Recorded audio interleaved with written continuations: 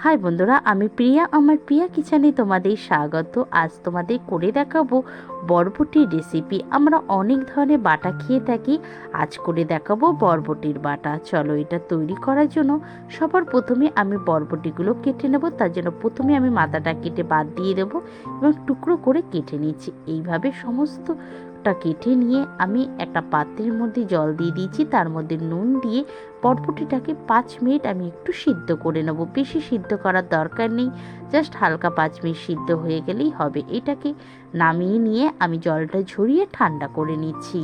এবার একটা মিক্সির মধ্যে আমি সিদ্ধ করা বরবটিগুলো দিয়ে দিলাম রসুন আর ঝালের জন্য কাঁচা লঙ্কা, সামান্য তার ভেতর দিয়ে দিচ্ছি কালো জিরে, দিয়ে একটা ফাইন পেস্ট আমি করে নিচ্ছি।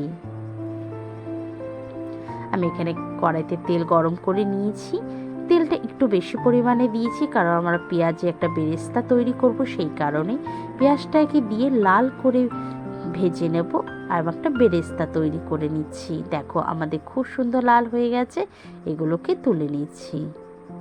সেই তেলের মধ্যেই আমি দিয়ে দিচ্ছি মিক্সিতে করে রাখা বাটাটাকে দিয়ে প্রায় আমি 10 থেকে 12 মিনিট বারবার নেড়ে ছেড়ে কষিয়ে নেব।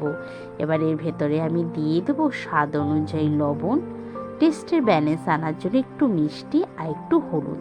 যে কোনো বাটা জাতীয় জিনিসেরা একটু মিষ্টি দিলে স্বাদটা খুব ভালো আসে। এবার আমি বারবার নাড়াচাড়া দিয়ে এটাকে ভেজে নেব। যখন দেখব কড়াই থেকে আমাদের বাটাটা ছেড়ে গেছে এবং দেখো কালারটাও চেঞ্জ হয়ে গেছে, তখন আমি দিয়ে দেবো ভেজে রাখা বেরেস্তাটাকে দিয়ে 2-4 বার একটু নেড়ে ছেড়ে মিশিয়ে নেব। বেরেস্তা দেওয়ার পরে আর মাত্র 5 থেকে 6 মিনিট একটুখানি কষিয়ে নিলেই হয়ে যাবে। অলমোস্ট আমাদের রেডি হয়ে গেছে। গরম ভাতের সাথে অসাধারণ খেতে লাগে। তোমরা বাড়িতে অবশ্যই করবে, আমাকে জানাবে কেমন হয়েছে। ভালো লাগলে একটা সাবস্ক্রাইব করে দিও। Thank you so much.